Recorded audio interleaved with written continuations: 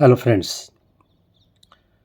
Life में कई बार ऐसा होता है कि मन में कोई नेगेटिव थॉट या नेगेटिव इमोशंस अटक जाते हैं और जैसे टूटा हुआ रिकॉर्ड होता है ना, हम बार बार उसी चीज़ को रीप्ले करते रहते हैं अपने अंदर।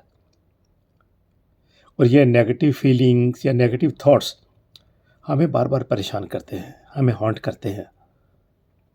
और कई बार तो ये हमारी जो overall sense of well being है उसको भी नेगेटिवली अफेक्ट करते हैं और हमें हमारी जो नींद की क्वालिटी है ना उसको भी कई बार अफेक्ट करते हैं। नींद जो है ना सही नहीं आती है, वही थॉट बार बार माइंड में चलते हैं। कुछ लोगों के साथ तो ऐसा भी होता है कि घर में सुख और आराम के सब साधन हैं, लाइफ में सब कुछ ठीक चल रहा है, लेकिन फिर भी मन उचाट रहता है। घुटन सी महसूस होती है, खालीपन सा महसूस होता है, अकेलापन महसूस होता है। यहाँ तक कि पूजा पाठ और मेडिटेशन में भी कभी कभी मन नहीं लगता। ऐसी ये जो नकारात्मक मन की स्थिति है, इसका फ्री फ्लो अगर चलता रहे तो यही थॉट्स जो हैं आगे जाकर मन का रोग भी बन सकते हैं।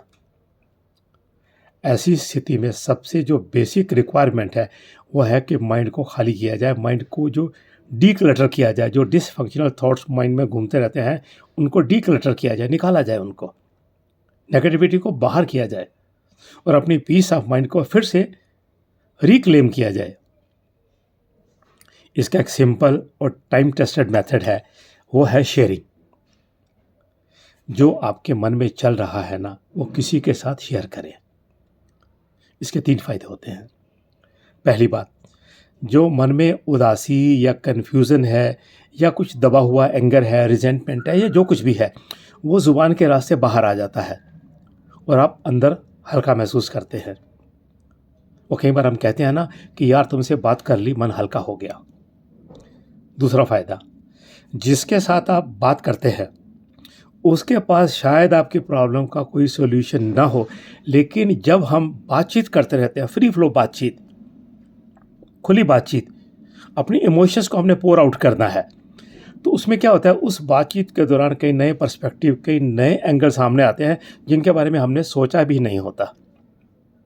तीसरी बात, जब मन शांत हो जाता है ना, मन शांत का मतलब है कि जैसे पानी उबल रहा है ना, उसमें आपको अपना अक्स, अपनी परछाई नहीं दिखाई देगी। जब पानी शांत हो जाता है ना, उसमें आपको साफ दिखता है।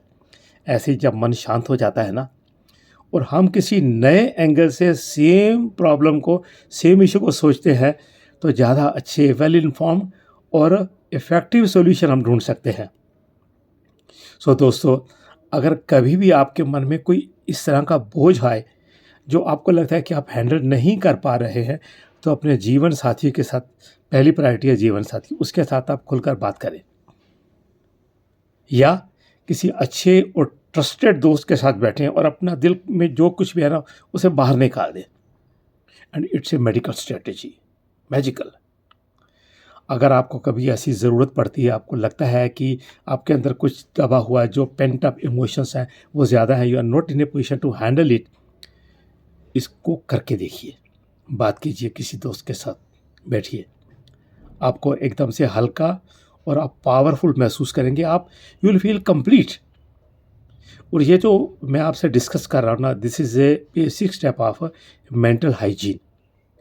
मन की बीमारियों को दूर रखने के लिए ये एक रामबाण का काम करता है।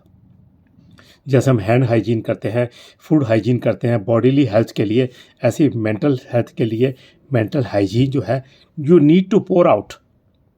जो आपको अंदर हर्ट कर रहा है ना उसको बाहर आने दो ज़ुबान के रास्ते। इस पर हम और आगे भी बात करते रहेंगे। जुड़े रहिए। Thank you very much.